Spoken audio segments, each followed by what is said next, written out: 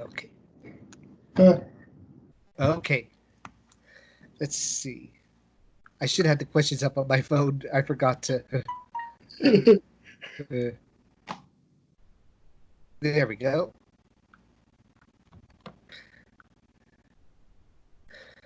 Uh, so that first question.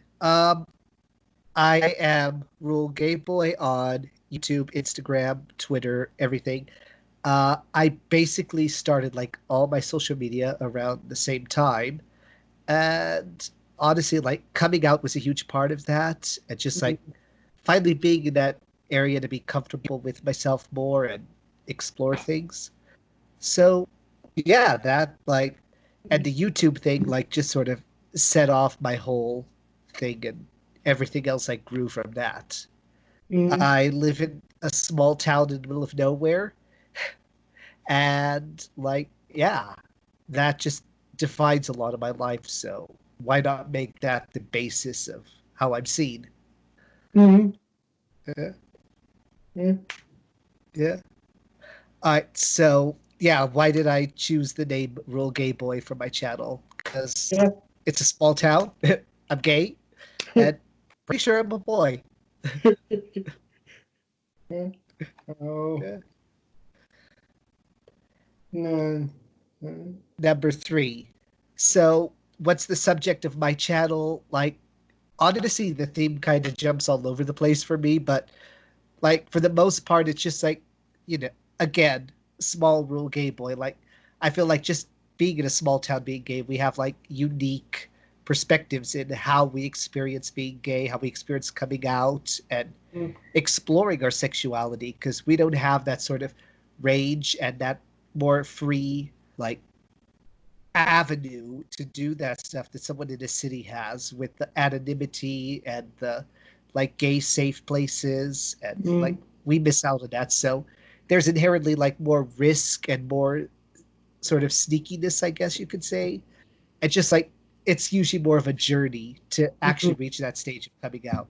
And that's like really what propelled me on that.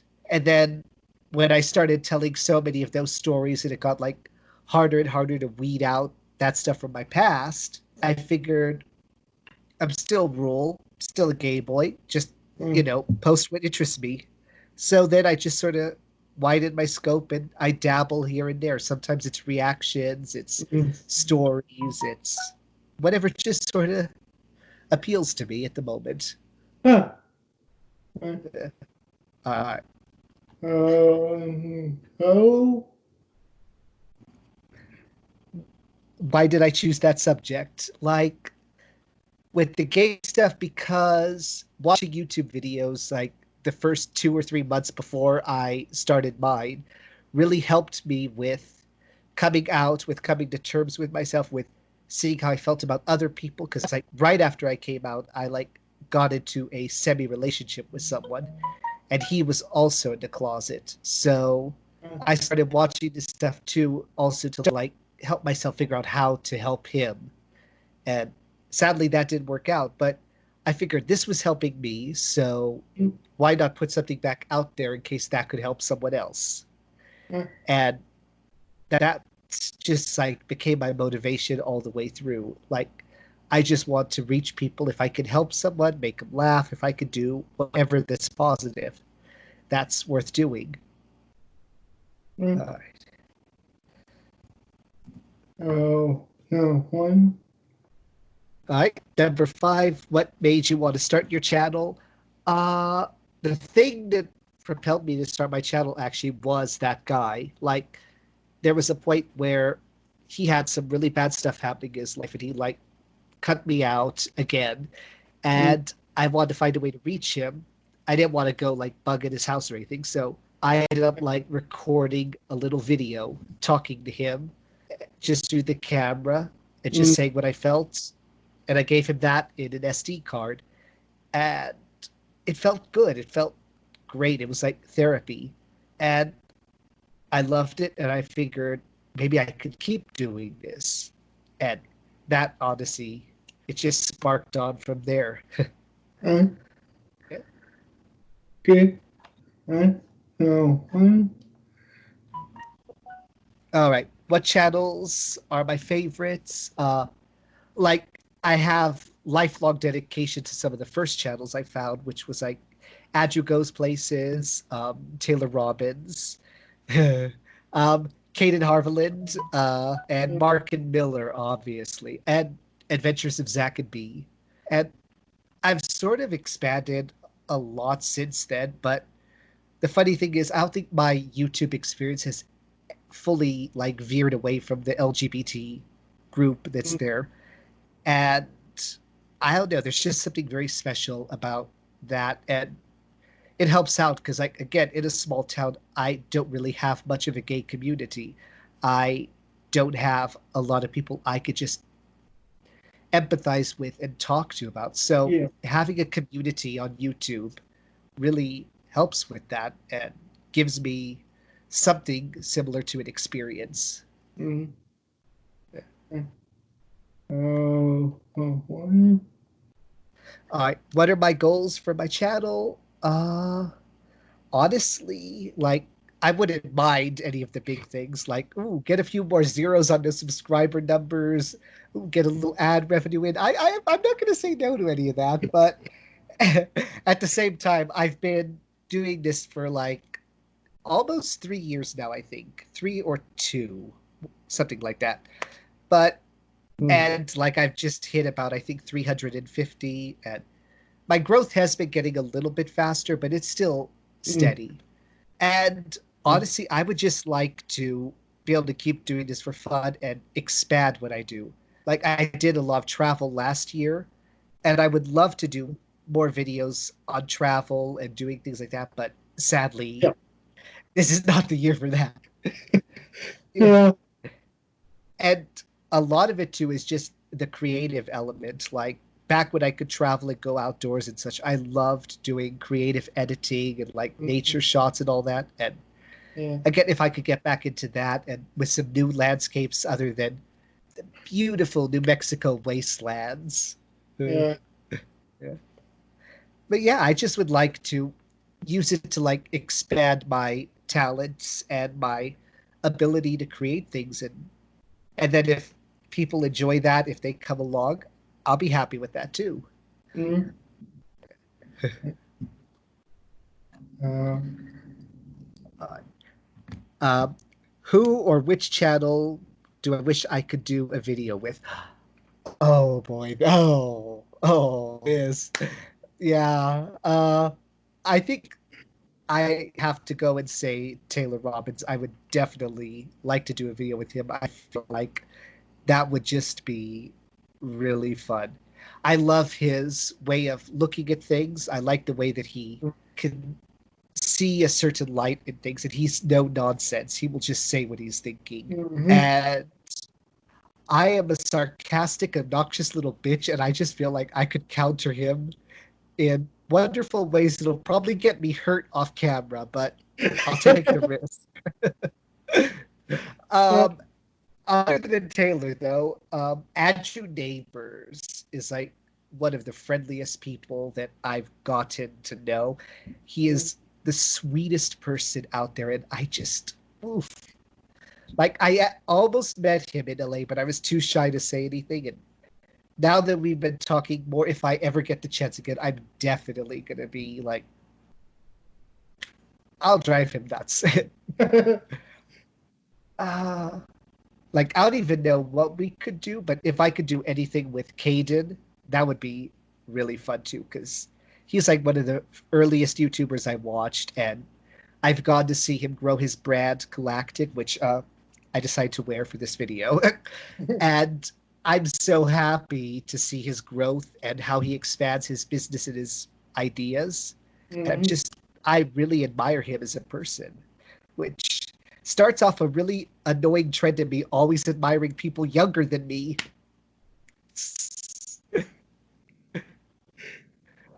But yeah, I think those guys are some of the main ones. Yeah. Okay.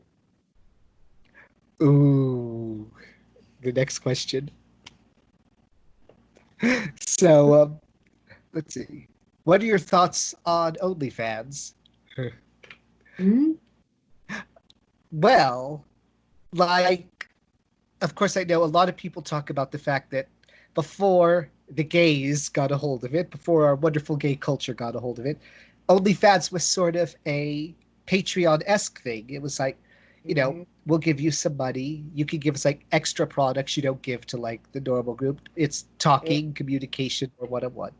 And Mm-hmm. then someone said, I got a pretty nice penis. I'm going to put it on this website. And they did. And it started off a huge trend. And honestly, I think OnlyFans could actually be something that is going to save the porn industry and really bring about way more change than any studio out there is going to do. I know Mm-hmm. so many performers who have been pissed off that studios are not doing things with more people of color, that they're Yeah. not diversifying, that they aren't making a workplace better for bottoms or things like this. And the fact that they could just say, I'm not going to work with the studio. They can go to OnlyFans, still make Yeah. money, work with who they want. It's fabulous. Mm-hmm. And I'm literally excited about that. And I do like to see the non-porn stuff on OnlyFans too. I wish there was a bit more of it now, but I actually am like happy for it because I love a bit of sex positivity. Mm-hmm. Yeah, Yeah. yeah. And my thoughts on YouTubers using OnlyFans. Some YouTubers who do a good job and post actually good content. I like that. Mm-hmm. Yeah. Um, Certain other YouTubers who, are posting like a 3-second shot in the shower or like a picture that's they literally could probably get away with on Instagram, or Yeah. someone who posts text blurbs once a month. Like, when are you just going to admit that you're basically ripping off a bunch of people who really, really admire you? Mm-hmm. It's like, yeah, I like OnlyFans and I like people who feel like they could have an extra avenue like that, especially in the gay community, since so many gay videos get flagged on YouTube. They don't get the ad Yeah. revenue in.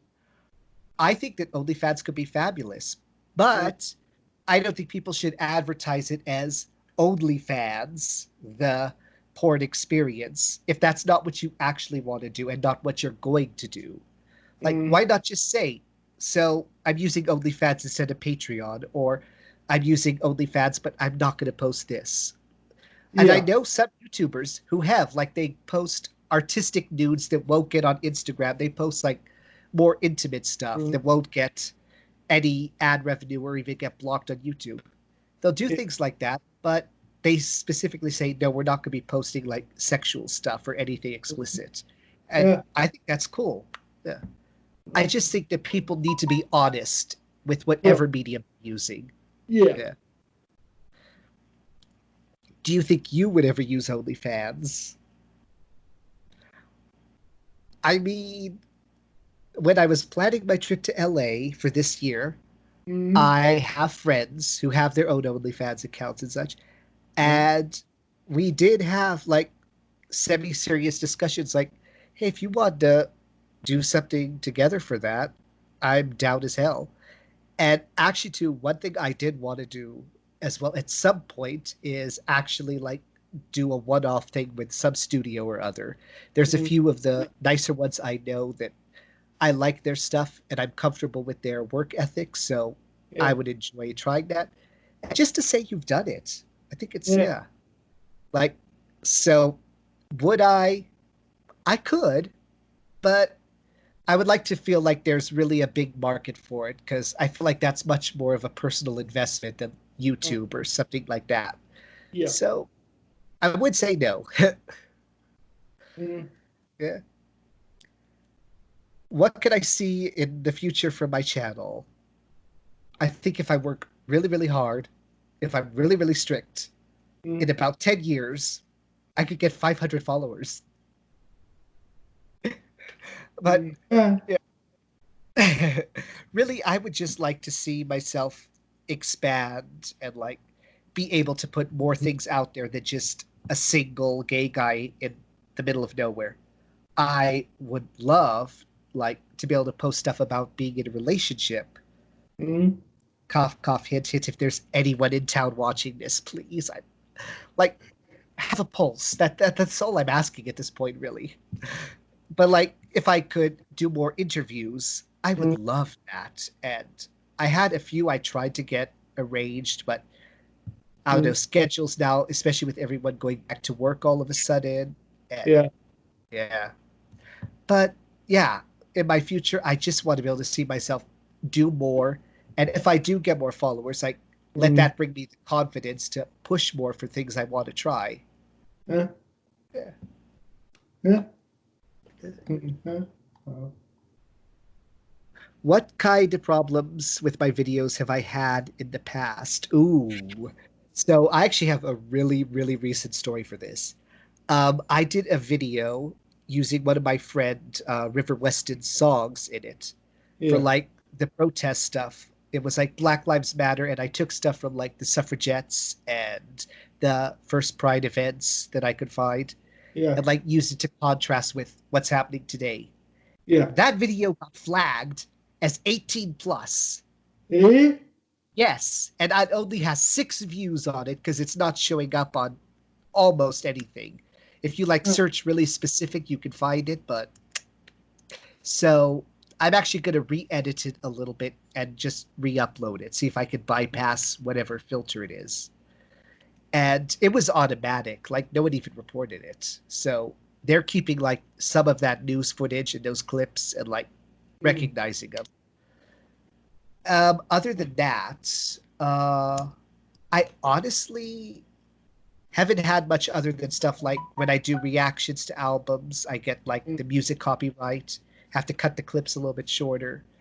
yeah. Um, yeah, it's been fairly non-eventful. I think one thing I did a porn react, which I do now and again, and Yeah. I worked really hard to cut out anything naughty and such, Yeah. but that video did get taken down for probably 1 nanosecond of something showing up. And that is actually my first official warning on my channel. Yeah. So I'm now officially in 3 strikes territory. So I gotta semi behave. Yeah. All right, here we go.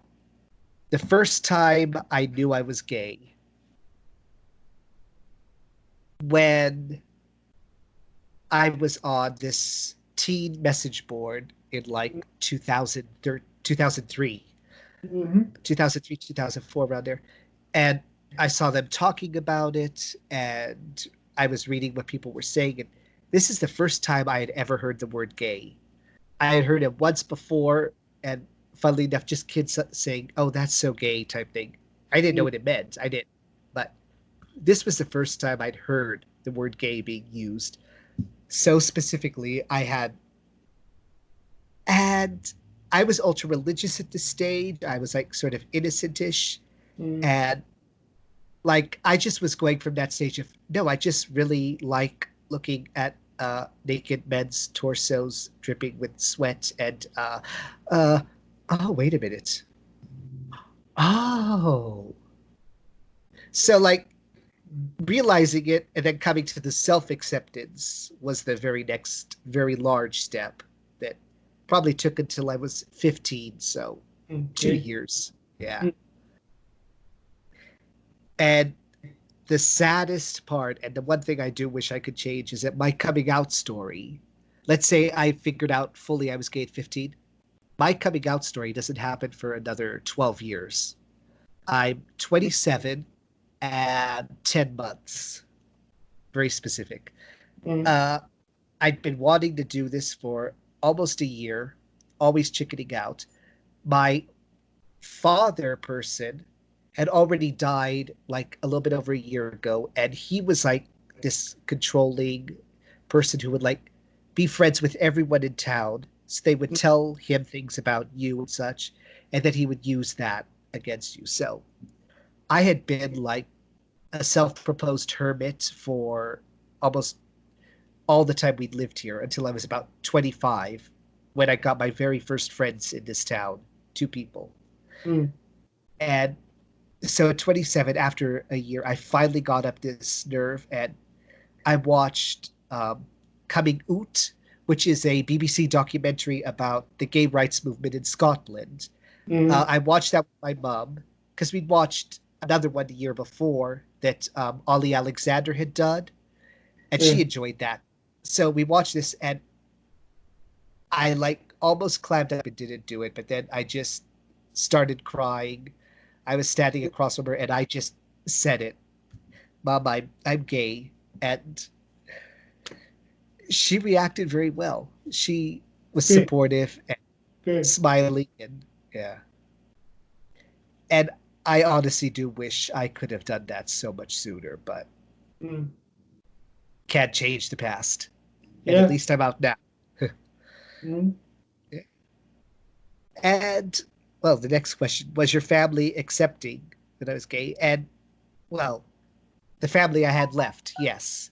Mm. But my mother was like I said, very ultra religious Catholic. And before all of this, I had been like introducing her to gay characters in TV shows and shows that were more open minded and Mm. broader. Like I'd Yeah. been like slowly introducing this stuff. And I don't want to pretend like I'm solely responsible for it, but I feel like if I had come out to my mother when I was 15, I would Mm. have had a very different reaction than the mother that got used to like Captain Jack on Doctor Who or these other characters that were like wider in sexuality and Mm. lovable so that she could be like, oh, I don't mind that. Mm. Huh. Was my first time what I thought it would be. So, my official first time, like first anything, Mm. I was looking at condoms because I was going to be hooking up with a guy later, like the next day or such. This older guy saw me looking at the condoms, like started talking. I bought them. I go outside. He invites me to his truck, Mm. and I ended up giving him a blowjob in the truck. Mm. And like, it wasn't bad. It was kind of fun, kind of thrilling too. But like, it also wasn't the guy that I'd planned that I'd been talking to for a long time that I'd been sort of, little teen romance falling in love with type thing. And Yeah. so, but honestly, I don't think I would change my first time because I feel like one of the best things about being gay is that we don't have all that baggage of religion and sex and social expectations. So Mm. for Yeah. me, I ended up discovering that sex is sort of my default bonding. If I want to get to know a person, if I want to connect to them, sex actually works a lot easier for me than talking or the whole long haul dating thing. Probably Mm. because I'm autistic, so I don't deal with socializing really good until I'm connected. And I don't know, for me, sex has always been that. So Huh. I think learning that early on kind of ended up making it easier for me to meet better guys as time went on. Huh. Yeah. And yeah, 18.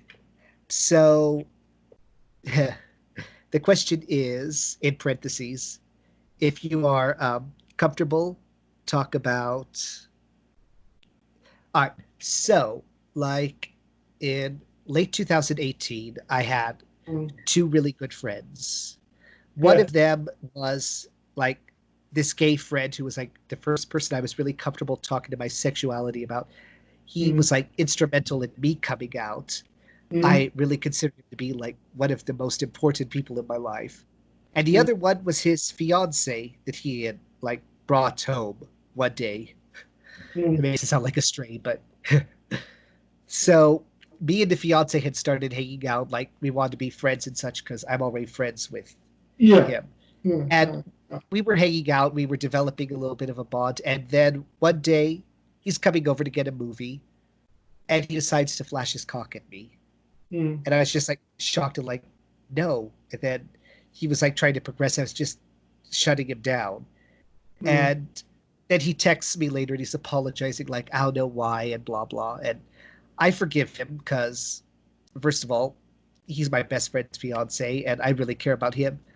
And Mm-hmm. it also kind of goes back to that boy I mentioned that dating right after I came out, because all this happened after that went sour. So Mm-hmm. like I like had, I guess you could say, abandonment issues, and Mm-hmm. I'd already lost that guy. I didn't want to lose anyone else important like that. Yeah. So I forgave him. We hung out some more. Things were okay. And then he does something like that again. And I Mm-hmm. tell him, that can't happen. You should talk to, your boyfriend about this. He apologizes, blah, blah. I forgive him because I'm an idiot. We go on again. He does it again. And at one point, he's showing off his new house. And Mm-hmm. me, I'm not seeing anything happening there. So he decides it'll be just fun and fine to push me on the bed, pin me down, Mm-hmm. and he's trying to kiss me, and I'm just saying no and no.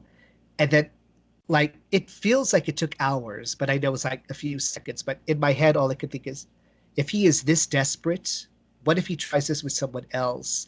What if Yeah. he tries this with someone who's not gonna be like me, someone who could like ruin everything? And Yeah. I care about him. I care about the other guy. And somehow the Mm-hmm. logic in my head said, better me than someone else. So I just said, all right. And it turned into a kiss. And then he pushed it on to oral. And then he pushed it on to the rest. Mm-hmm. And it was honestly like, I won't pretend I did 100% like not enjoy it, but Yeah. it was rushed. I was being forced. It wasn't. Mm-hmm. So it was bad. But I looked at him and I just said, look, I don't want you doing this to anyone else. I don't want you putting anyone else in this situation. So if you really feel this strongly about that, you're going to go to these lengths, just come to me first. Mm-hmm. And he did. We had like a 2 or 3 months affair. Then he like cooled off. He said he was over it. And so we went back to being sort of friends. And Yeah. then, yeah, it went off into other stuff. And Mm-hmm. he turned out to be a massive bitch, and now I'm not talking to either of them. And but I'm still working with the fiance, so that's fun. Yeah. All right.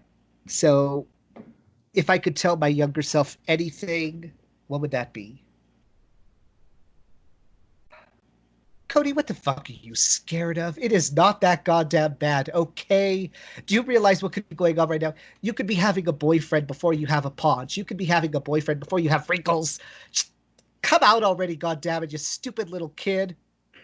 Oh, and by the way, do something about your fashion sense because that just isn't working. And I would also probably tell myself, don't stress because it does get better. And like the hardest thing about being gay is dealing with yourself and Yeah. dealing with your problems. And once you reach a point where you can accept yourself, honestly, the rest just becomes like side quests. Because in the end, family, yeah, they're kind of important. Mm-hmm. Friends, kind of important. But if you can't live with yourself, Mm-hmm. you're not going to get anywhere at all. Yeah. So always make that your primary goal. And did I get bullied or bullied for being gay? I did get sort of bullied very early on, but not for being gay, just for being the weird kid. But the funny thing is, like, because I only went to public school Mm-hmm. until the first half of fifth grade. And then from my autism, my dysgraphia, and the school just not wanting to do anything to like accommodate, my mom decided to pull me out and homeschool me from fifth grade all the way up to eighth grade. We moved twice during that period. Mm-hmm. And then when we got to this town, we had realized that the house we bought needed a lot more work than we expected it to because lying Mm-hmm. assholes in a small town. Yeah. So it's the choices were like I could enroll into high school or I could just get my GED and go right into the community college here. Mm-hmm. I took the second route very quickly because teenagers, no. Yeah. And yeah, I don't regret that, but on the other hand, it just like fully cemented that sort of hermit stage, as I said, because mm, I had this fool from 11 years old all the way up until 25. I really had no interaction with my peer group. I didn't like get invested. I didn't have any of that sort of forced getting together that you get out of that public school scenario. mm, So, yeah. The oh, weird thing about that now is that I have so many friends and, like I said before, people I admire and such that are younger than me.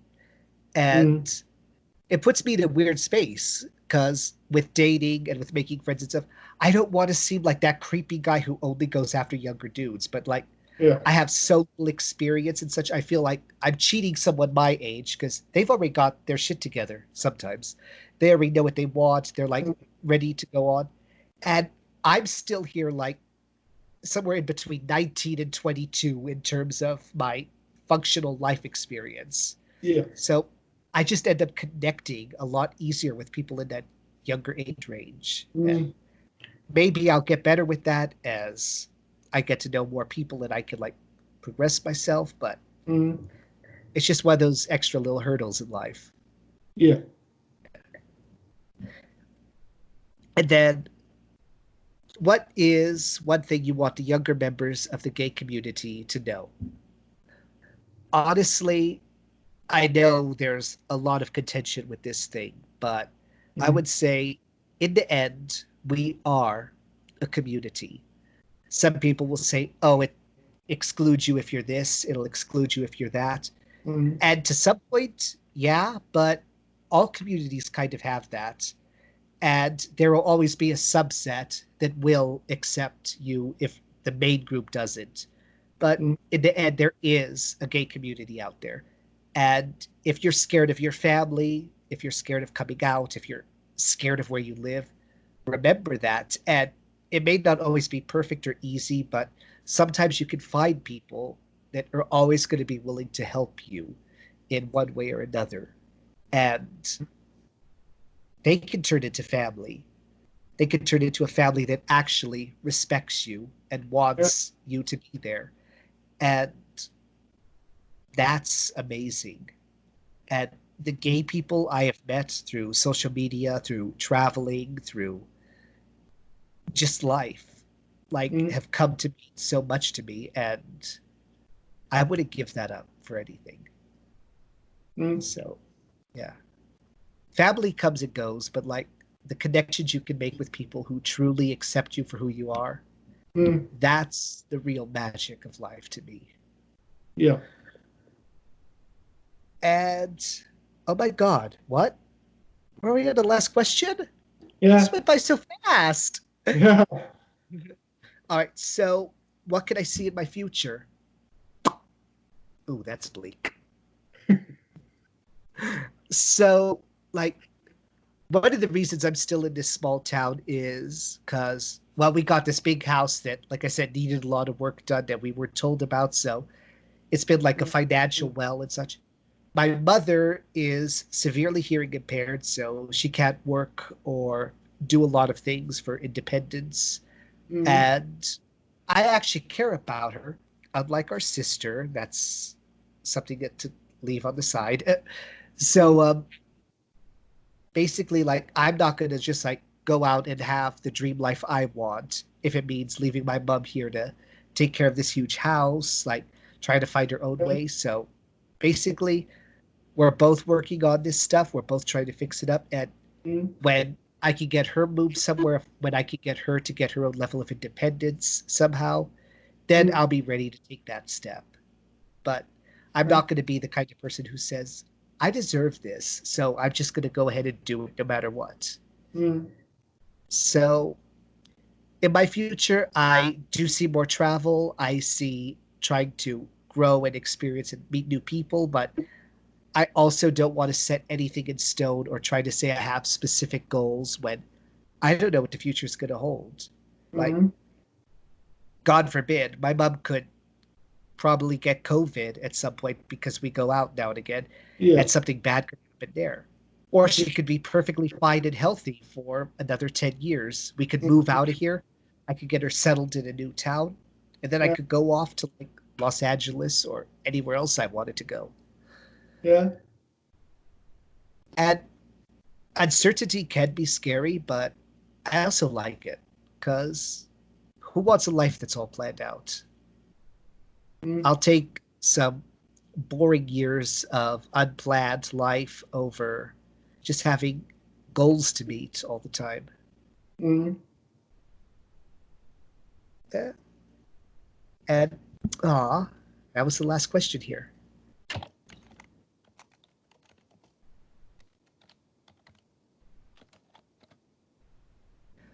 Huh. Anything else?